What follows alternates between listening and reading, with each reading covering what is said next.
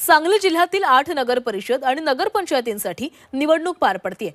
उमेदवारी अर्ज भरण्याचा आजचा शेवटचा दिवस असून अनेक ठिकाणी उमेदवारी अर्ज भरण्यासाठी उमेदवारांकडून जोरदार शक्ती प्रदर्शन करत अर्ज दाखल केले जात आहेत। त्यामुळे अर्ज दाखल करण्यासाठी झुंबड उडत असल्याचं चित्र पाहायला मिळतंय। जिल्ह्यातील 8 नगराध्यक्ष पदांच्या निवडणुकीसाठी 56 उमेदवारी अर्ज दाखल झालेत, तर नगरसेवक पदाच्या उमेदवारीसाठी 711 अर्ज दाखल झाले असून प्रत्येक पक्षाकडून आणि अपक्षांकडून जोरदार शक्ती प्रदर्शन करत आपली उमेदवारी दाखल केली जाते। याचाच आढावा घेतलाय आमचे प्रतिनिधी सरफराज सनदी यांनी।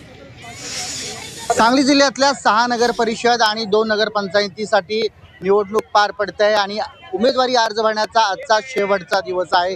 त्यामुळे ठिकठिकाणी आता उमेदवारी अर्ज दाखल करण्यासाठी उमेदवारांची या ठिकाणी झुंबड उडाल्याचं पाहायला मिळते।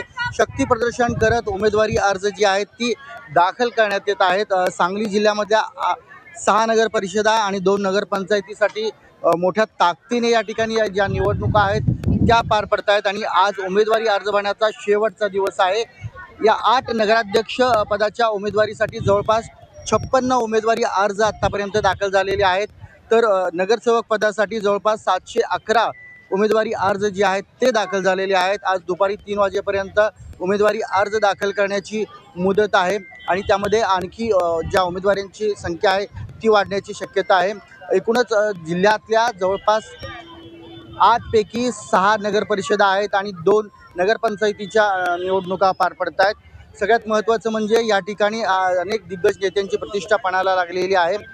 जत असेल, ईश्वरपूर असेल, तासगाव असेल आणि विटा असेल, या नगर परिषदेसाठी अत्यंत चुरशीने जी आहे ती निवडणूक होणार असल्याचं स्पष्ट झालं आहे। आणि आज या ठिकाणी आता आपण ठिकठिकाणी या नगरपालिका आणि नगरपंचायतीमध्ये उमेदवारी अर्ज भरण्यासाठी सगळ्यांचीच धावपळ उडाल्याचं चित्र पाहायला मिळत आहे। कॅमेरा पर्सन सुजितसह सरफराज सनदी, झी 24 तास, सांगली।